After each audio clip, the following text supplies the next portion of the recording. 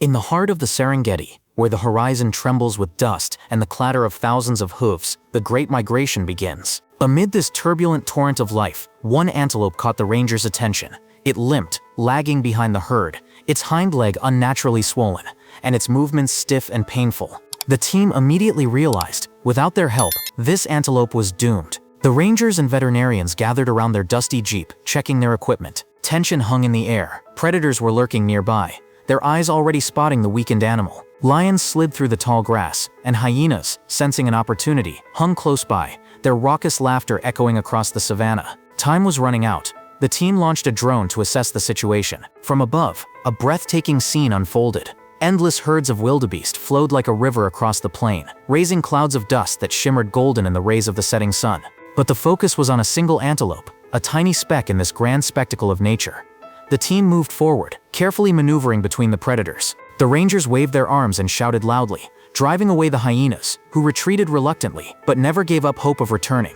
Veterinarian Amina, whose hands had already saved dozens of animals, led the group.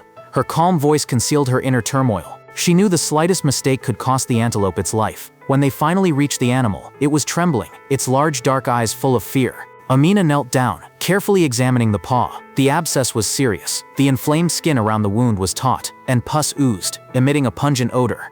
The antelope tried to break free, but its strength was failing. Using a tranquilizer administered from a safe distance, the team calmed the animal slightly enough to begin work. Amina opened her kit, sterile instruments, antiseptics, bandages. Her movements were precise but careful, so as not to frighten the antelope even more. She carefully lanced the abscess, and pus gushed out. The team worked harmoniously. One ranger maintained the perimeter, another handed out tools, and a third soothed the antelope with gentle strokes. The wound was cleaned, treated with antiseptic, and then wrapped in a protective dressing, which was supposed to give the antelope a chance to recover. All this time, Amina's heart beat faster, not only because of the risk of predators, but also because of the knowledge that the animal's life depended on her hands. When the work was complete, the team stepped back, allowing the antelope to recover. It rose, unsteadily, but no longer in the excruciating pain that had previously hindered its movements. The rangers held their breath, watching it take its first steps. In the distance, their drone again showed the herds, continuing on their way, oblivious to the drama unfolding at the edge of the plain.